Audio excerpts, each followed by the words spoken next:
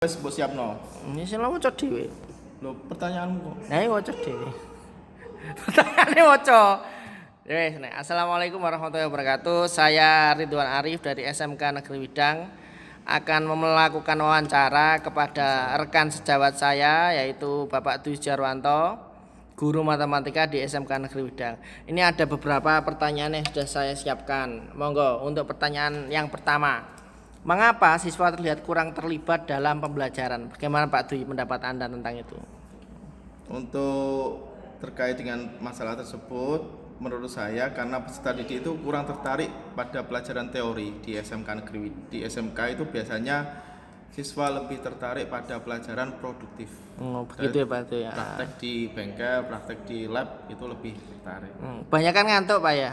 Kalau okay. teori di kelas itu banyak ngantuk. Betul. Baik, untuk pertanyaan yang kedua Pak, apakah faktor tertentu di lingkungan rumah yang mungkin menghambat? Adakah faktor tertentu di lingkungan rumah yang mungkin menghambat motivasi belajar anak itu, atau mungkin dari dukungan orang tua atau dari lingkungannya yang berpengaruh? Bagaimana Pak pendapat Anda Pak?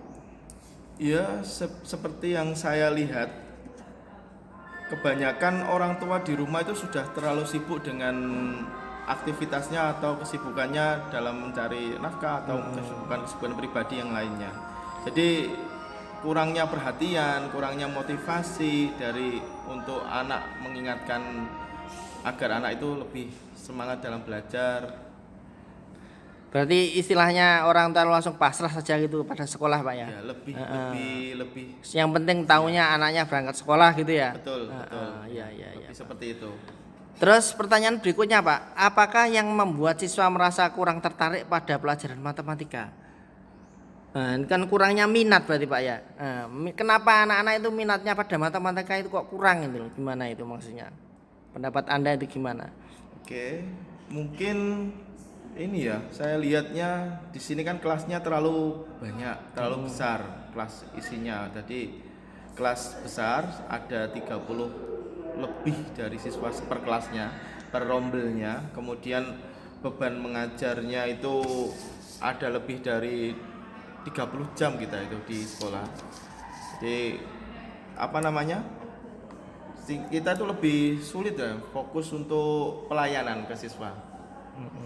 Kalau misalkan kondisi kelasnya lebih sedikit kayak di tempat bimbel itu kan lebih terkoordinir gitu.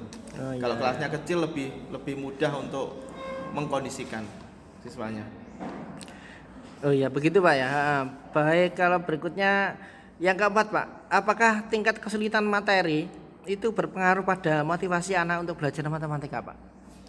Gimana Pak itu menurut jenengan Pak? Memang ada beberapa materi yang terasa sulit dipahami oleh sebagian besar siswa. Jadi kayak materi trigonometri kan banyak hafalan itu.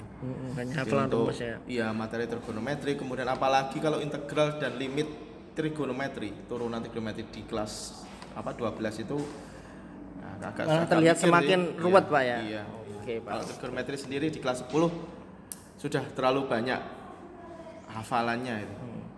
Terus ini untuk yang terakhir Pak, dilihat ini kemampuan dasar matematika siswa sini masih agak rendah Pak ya. Itu bagaimana menurutnya Pak? Apakah itu juga mempengaruhi motivasi siswa untuk belajar matematika? Iya. Memang dari inputnya kita, bukan saya nyalahkan untuk input dari SMP atau MTS-nya.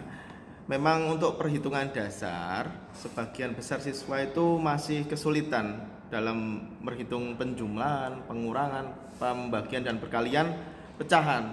Jadi di sini alhamdulillahnya ada solusi. Jadi di kelas 10 kita di fase E ada capaian pembelajaran atau tujuan pembelajaran yang terkait dengan operasi bilangan real. Nah, operasi bilangan real itu di dalamnya ada materi tentang operasi penjumlahan, pengurangan, pembagian dan perkalian dari bentuk pecahan. Oh iya. Gitu. Terima kasih Pak ya. Begitu Pak ya. Terima kasih, sangat membantu sekali. Jabat tangan dulu Pak. Assalamualaikum warahmatullahi wabarakatuh. Waalaikumsalam warahmatullahi wabarakatuh.